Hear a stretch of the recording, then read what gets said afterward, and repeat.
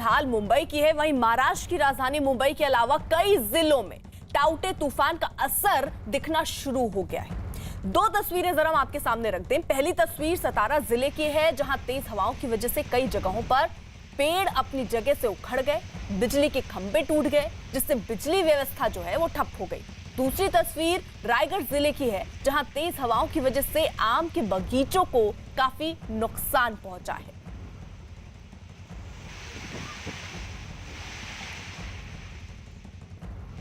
हमारे साथ हमारे सहयोगी उदय जादव इस वक्त जुड़ चुके हैं, रत्नागिरी में मौजूद हैं। वो वहां का भी हाल जान लेते हैं। उदय, आप जहां पर मौजूद हैं फिलहाल वहां पर क्या स्थिति है? मैं अभी रत्नागिरी के बीच पे हूँ और रत्नागिरी के बीच पे थोड़े हालात सामान्य होते हुए दिखाई दे रहे हैं, लेकिन बीच बीच में काफी तेज हवाएं चल रही है और काफी बड़े पैमाने पर तेज बारिश भी हो रही है।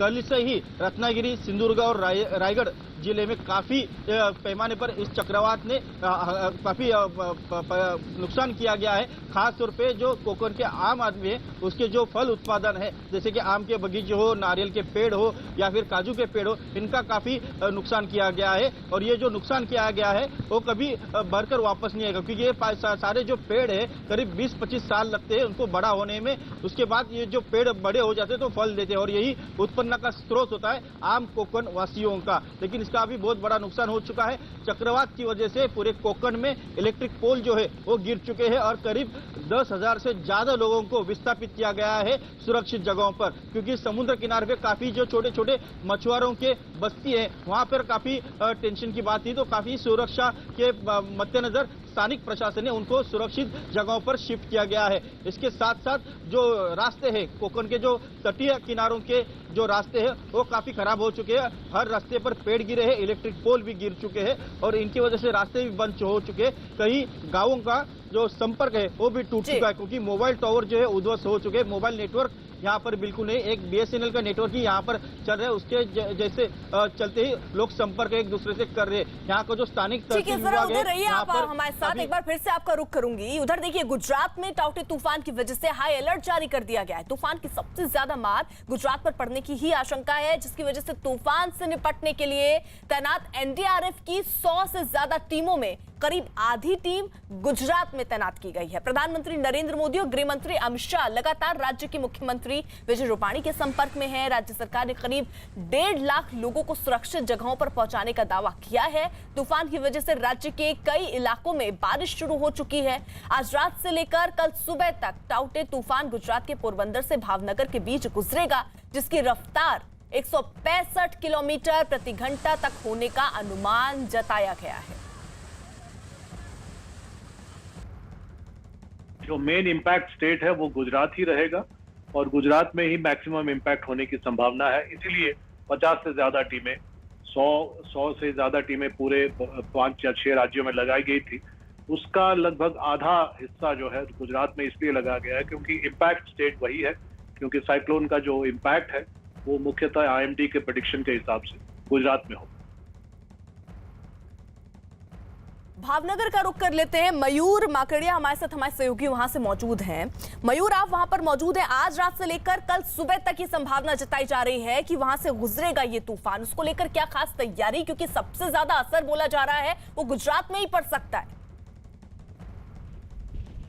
जी बिल्कुल, जिस तरह से तूफान आगे बढ़ रहा है और गुजरात में हिट होने वाला है, तो जो तैयारियां है वो मुकम्मल कर दी गई है। अभी मैं घोघा जेटी पे हूँ और घोघा जेटी पे आप अभी तस्वीरें जो देख रहे हैं, तो जो विंड स्पीड है वो 70 से 80 की हो गई है और काफ़ी तेज हवाएं है वो चल रही है। साथ ही अगर बात की जाए इस बंदर की, तो इस बंदर पे अभी 9 नंबर का सिग्नल लगा दिया गया है, यानी डेंजर तौर पे पूरे जो भी यहाँ पोर्ट पे लोग हैं उनको सुरक्षित जगह पे भेजने का बोल दिया गया है। साथ ही अगर बात की जाए तो भावनगर जो डिस्ट्रिक्ट है उसमें 5 NDRF की जो टीम है वो तैनात कर दी गई है। भावनगर और पोरबंदर के बीच ये पूरा साइक्लोन है वो हिट होने वाला है और 165 प्रति घंटे की जो विंड स्पीड है वो हो सकती है। यानी अभी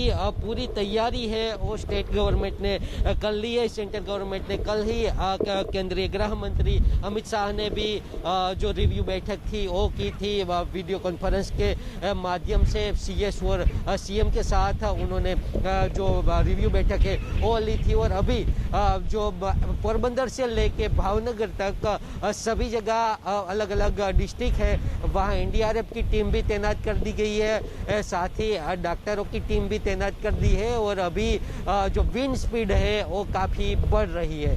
ठीक है, आप रहिए जरा साथ। देखिए, टाउटी तूफान गुजरात की तरफ से बढ़ चुका है और आने वाले कुछ घंटों के बाद तूफान राज्य के तटीय इलाकों से टकराएगा, जिसका असर भी दिखना अब शुरू हो चुका है। अमरेली जिले से जो तस्वीरें सामने आई हैं, उनमें समंदर, ऊंची ऊंची लहरें वहां पर उठनी शुरू हो गई, तेज हवाएं चलनी शुरू हो गई, कुछ इलाकों में तो भारी बारिश भी हो रही है।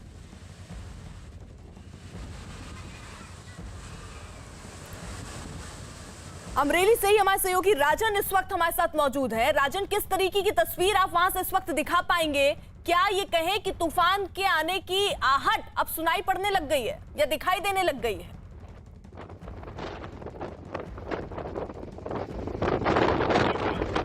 देखा जाए तो 5 बजे से ही तूफान के आने की आहट जो है वो सुनाई दे रही है। यहाँ पर भारी जो करंट दिखता है जो समंदर में वो दिखाई दे रहा है। उसके अलावा जो तेज हवाएं वो सुबह 5 बजे से शुरू हो चुकी है, इसलिए एक तरह से कहा जा सकता है कि बस तूफान कुछ ही घंटों में जाफराबाद बंदर पर पहुंच जाएगा।